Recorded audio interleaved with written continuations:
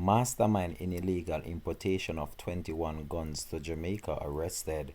Hi again and welcome. This is Links 007 TV News Report, and we'll be right back with the full details to come. Welcome to Links 007 TV News Report, providing you with the best in local and international news updates.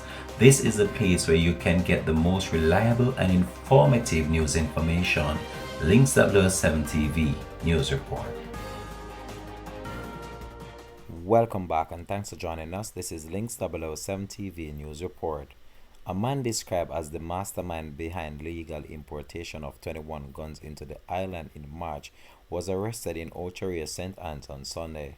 The man, whose identity is withheld pending formal charges, was arrested by personnel from the Counter-Terrorism and Organized Crime Branch, CTOC, of the Jamaica Constabulary Force at a party in the parish. Detectives said that the man had been on their radar for some time, and his arrest follows months of investigation that features several lines of inquiry. 18 guns, 3 rifles, and a large quantity of ammunition were seized by the police at a warehouse in Kingston on Friday, March the 4th. The find was made when personnel from Jamaica Custom noticed abnormalities with the package and called CTOC. The police investigation continues.